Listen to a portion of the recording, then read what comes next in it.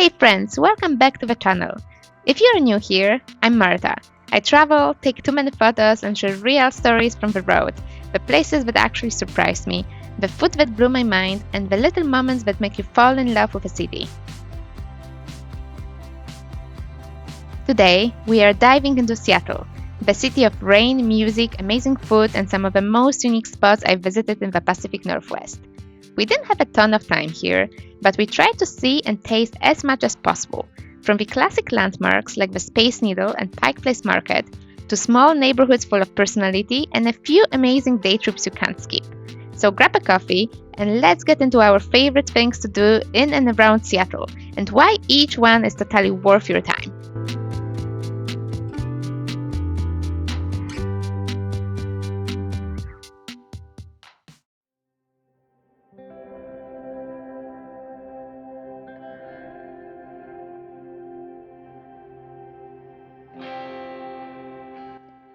We started our trip at Pike Place Market, and honestly, there's no better introduction to Seattle. It's loud, packed, and a little chaotic, but that's a part of the charm. The mix of sea air, coffee, flowers, and baked bread hits you right away. Every corner has something happening.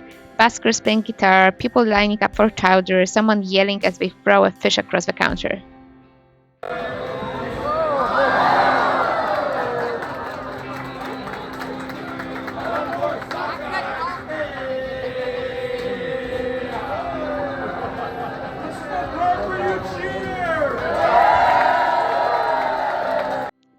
The Farmers Market building has a lot of little stores inside. Everything from fishmongers, butchers, cheese stalls, or flower shops. It's busy, colorful, and loud, but it's the charm. But the main attraction that draws most people here are the restaurants, bakeries, and coffee shops. Let's talk food. Pike Place Chowder is basically a Seattle legend. We tried three chowders: the classic New England chowder, the seafood bisque, and the tomato-based one. They were all delicious, and when you scoop it out of a sourdough bread bowl, that's heaven. The bread soaks up just enough broth, staying soft inside but still crusty on the edges. It's one of those dishes that make you slow down because every bite feels comforting. Then, of course, we stopped at the original Starbucks. You can't miss it. There's usually a line outside, and it's the only one with the old mermaid logo.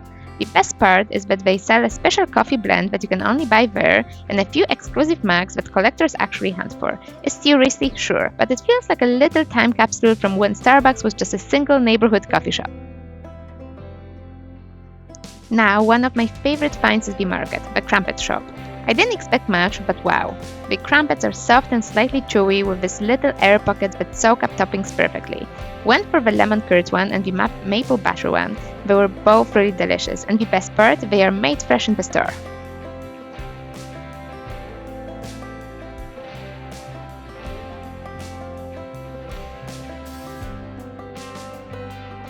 For a drink, we grabbed Rachel's ginger beer. I'm not usually a ginger beer person, it can be too sharp, but the guava flavor completely converted me. It's really delicious.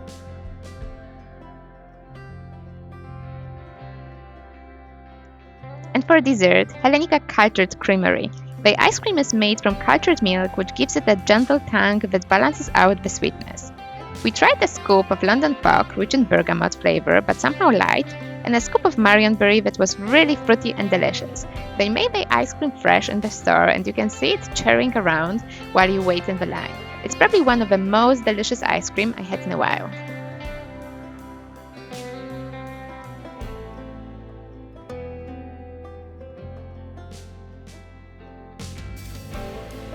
They also do free pop cups, and Astrid really loved it.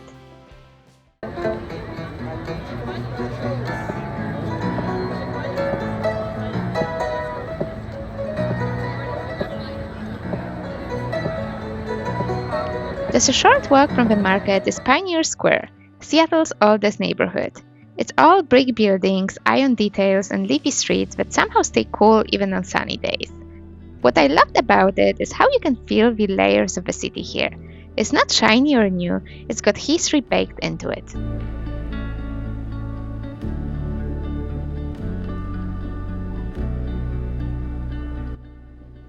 If you're there, you can join one of those underground tours, which sounds gimmicky until you realize you're literally walking beneath the city streets.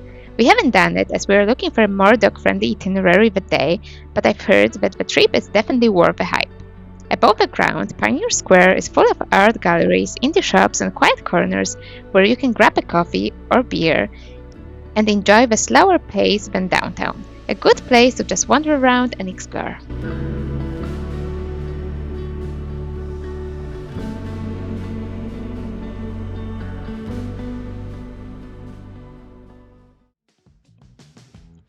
Now, this one deserves a serious spotlight. The Museum of Pop Culture, or MO-Pop, is one of the coolest museums I've been to, and not just in Seattle. Museum of Pop Culture is basically a love letter to human creativity, from music to movies to gaming. The exhibits aren't sterile or academic, they are loud, colorful, and immersive. You can touch things, listen, play, record. It's all about the experience. The music section hit me hardest. Seattle is the birthplace of grunge, and Museum of Pop Culture has an entire section dedicated to that era.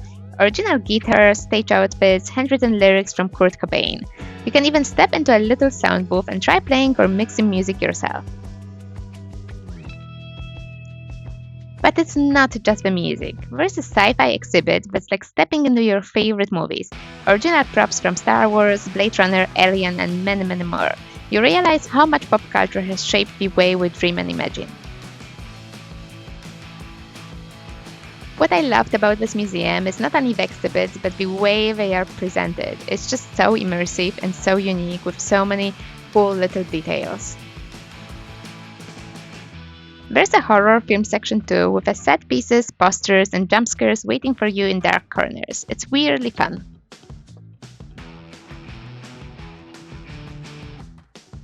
The fantasy section at Museum of Pop Culture isn't just about looking at props. You actually get to play. There are touch screens, sound effects, and little stations where you can step into a scene or design your own mythical creature.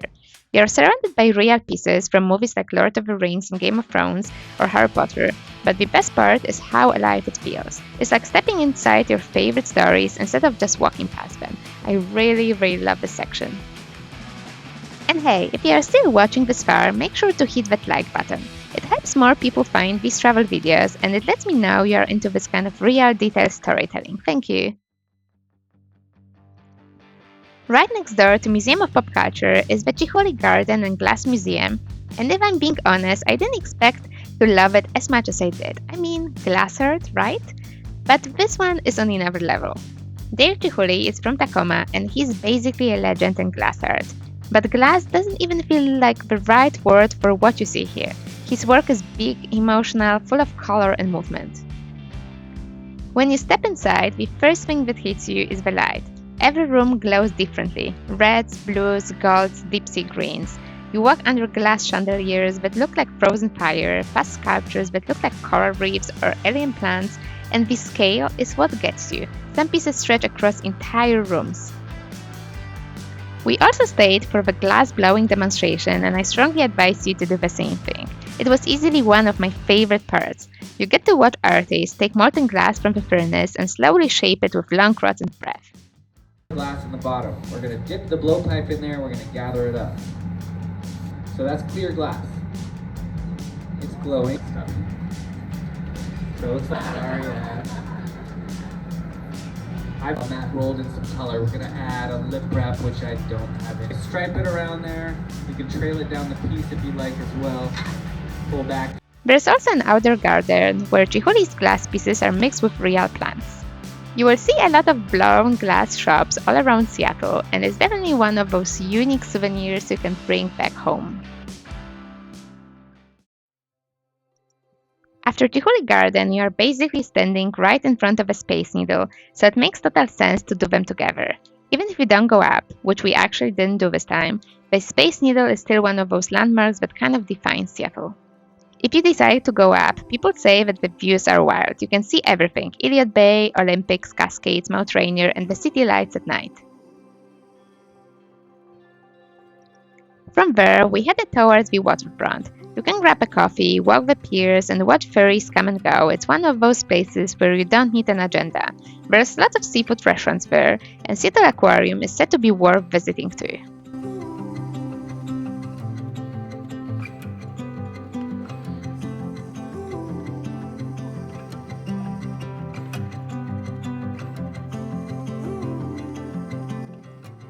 One of my favorite little discoveries in Seattle was Gasworks Park. It's a bit off beaten path, sitting right on Lake Union across from downtown. The first time you see it, it looks almost post-apocalyptic. This mix of rusted industrial towers and green hills with a skyline shining across the water. The park used to be an actual gasification plant, and instead of tearing everything down, they turned it into this artsy, almost surreal park.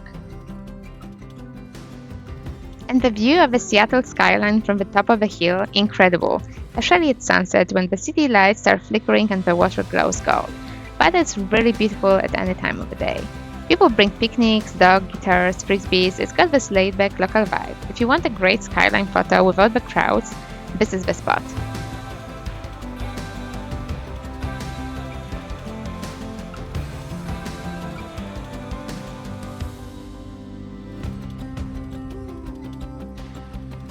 Not far from the park, there is this spot that all the locals love, called Dick's Drive-In.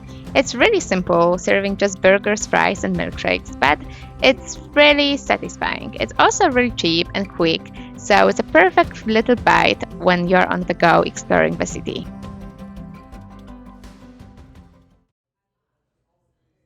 From Gasworks, it's a quick hop to the Fremont neighborhood.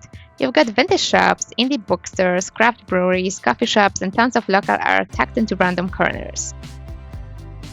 And of course, you can't miss the Fremont Troll. He's literally hiding under the Aurora Bridge, a giant troll sculpture. It's massive, rough textured, and kind of spooky but also fun. There's always someone climbing up to take a picture, and it feels like one of those only in Seattle kind of spots. Next, we headed to Ballard, which feels like a small coastal town inside the city. It's got deep Scandinavian roots, you can still feel that old maritime vibe, but now it's full of street art, cool restaurants, bars, and small shops. It's one of those neighborhoods that you can walk around without agenda and still find a lot of really cool spots. If you're in Ballard, definitely check Ballard Locks. They were built over a century ago to connect the freshwater lakes with the saltwater of Puget Sound, a really clever bit of engineering that helps boats move between different water levels. You can actually watch the process as boats rise and sink with the water.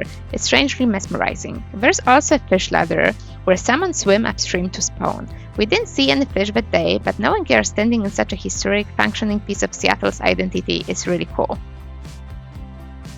And if you're lucky, you will see some fish in there.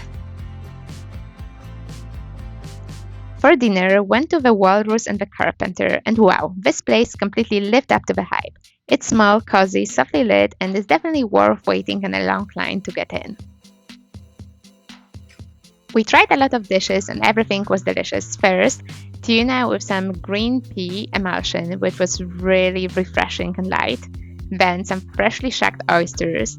We tried 3 different types and all of them were delicious.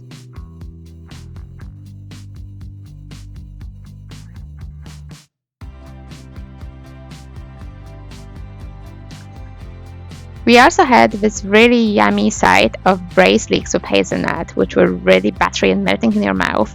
And then we tried clams braised in cider, and this dish really blew away our minds. If you order the clams, definitely order extra bread because you wouldn't want to waste all of these yummy juices. We also tried the catch of the day, and it was cooked to perfection. For dessert, we picked strawberry clafouti and didn't disappoint.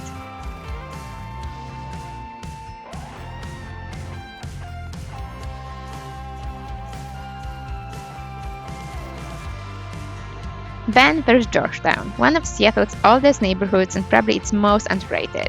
It's got this gritty industrial look, old warehouses, train tracks, murals, but it's full of creativity. There are vintage stores, tattoo parlors, breweries, and some of the most interesting small art spaces you will find in the city. You can just walk around the neighborhood without any agenda, and you will definitely walk into some really interesting places.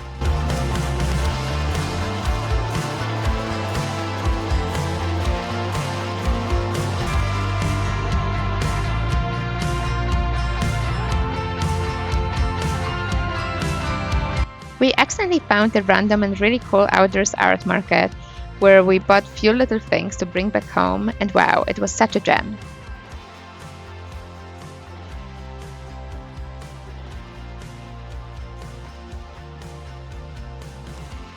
If you want to see the real Seattle where locals hang out, this is where they go.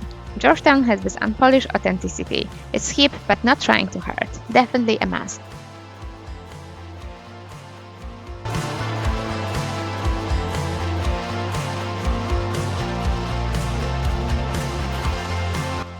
Now, if you have extra time in Seattle, there are a few little trips outside the city that we highly recommend. Some of them can be done as an afternoon out of the city, some of them are more of a full-day itinerary, but they are all definitely worth looking into. Now, if you're a music fan, this one is a bit of a pilgrimage. We took a half-day trip to Aberdeen, about 2 hours from Seattle, the hometown of Kurt Cobain. Seattle and grunge are forever linked. That moody, raw sound that exploded in the 90s started right here, and in Aberdeen you can actually feel that history. There's a small memorial park for Cobain with graffiti messages from fans, a guitar statue, and quotes from his lyrics. It's quiet, humble, but emotional. It's not a big tourist attraction, it's more of a reflection point. Even if you aren't a huge Nirvana fan, it's worth going just to connect with that part of Seattle's cultural history.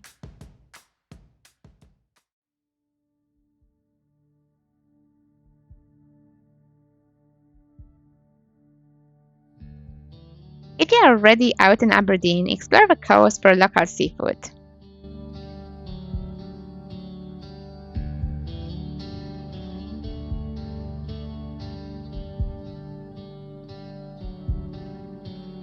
We stopped by Marina's Seafood Market in Westport, which was such a gem.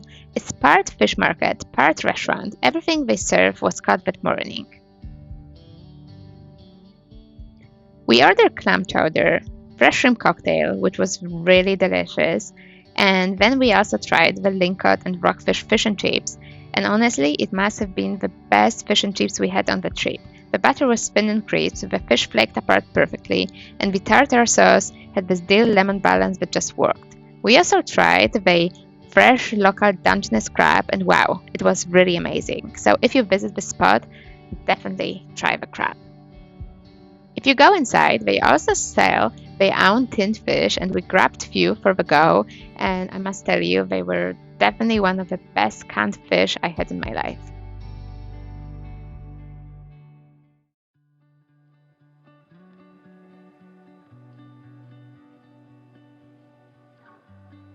Okay, if you can only do a one-day trip from Seattle, make it Mount Rainier National Park. It's about a 2-hour drive, and the moment that huge snow-covered volcano appears on the horizon, you'll understand why locals are obsessed with it. Mount Rainier is massive, 14,000 feet tall, the tallest in the state, and surrounded by forests, wildflower meadows, and waterfalls.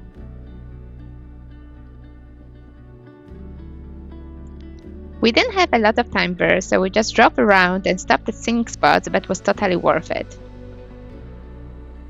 Also, if you visit in the end of June, just like we did, make sure to check the weather forecast. When we visited, there was still a lot of snow there, so a lot of hiking trails and roads were still closed.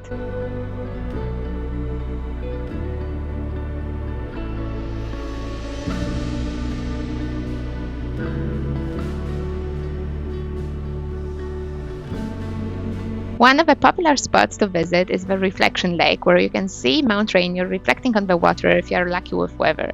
If not, it still looks really beautiful.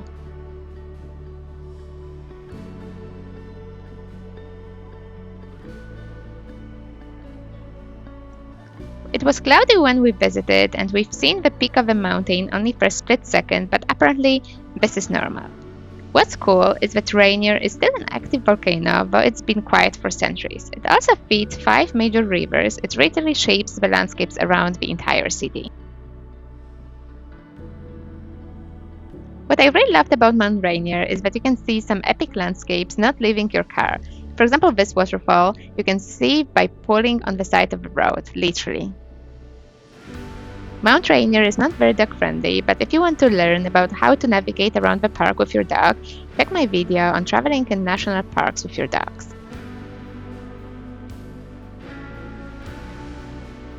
My favorite waterfall that we've seen that day in Mount Rainier is Narada Falls, which is a popular waterfall that plunges nearly 200 feet. It can be viewed from a short accessible trail that descends from the parking area to a viewpoint below the falls. My favorite part was the big amount of mist that you can feel on your face and hair while you're standing on a viewing platform. It's just so stunning.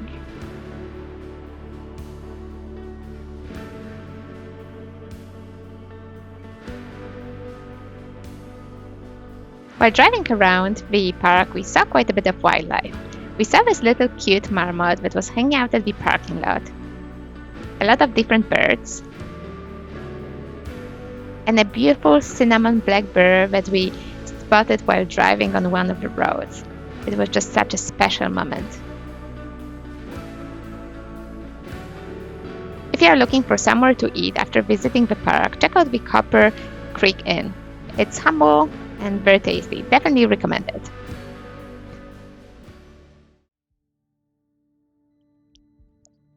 And if you have an extra day, Olympic National Park is worth every mile. It's one of the most diverse parks in the US. You can go from snowy peaks to moss-covered rainforests to wild beaches all in one day.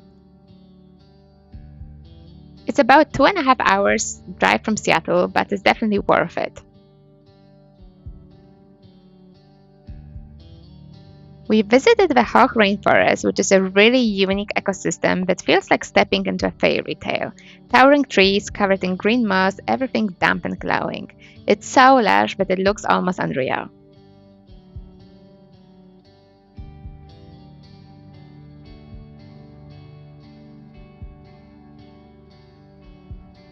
Then we drove out to the coast and visited two beaches, Ruby Beach and Karaloch, where the sea stacks rise out from the fog and driftwood covers the sand. It's moody, rugged, and so beautiful it almost doesn't feel real.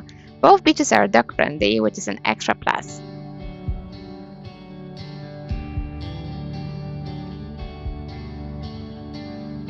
Visiting the beaches definitely gives you this iconic Pacific Northwest coast vibe.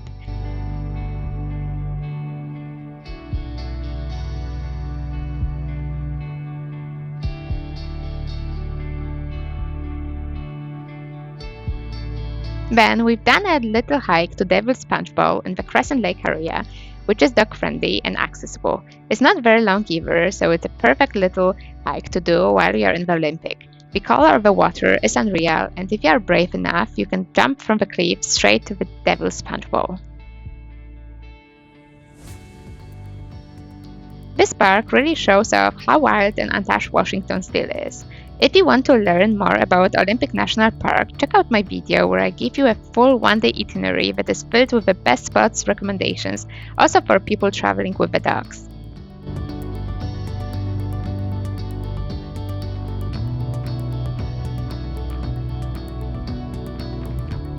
Then we drove to the Hurricane Ridge to see the sunset, and this was incredible. You can see herds of elk all over the valley and mountain slopes, which looks extra magical. And then the panorama over the surrounding Olympic mountains is just breathtaking. Definitely a must.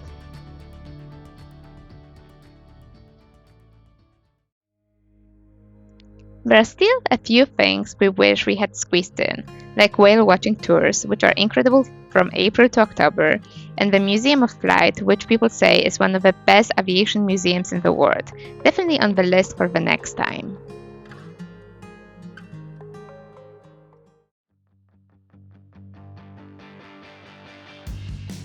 So that's our Seattle and beyond itinerary, from iconic downtown spots to moody coastlines and towering volcanoes. Seattle is not just a city, it's a mix of creativity, nature, and good food that just somehow all works together. You can spend your morning in a museum, your afternoon in a forest, and your evening eating oysters by the sea. I feel like you could easily spend a week exploring Seattle and the area.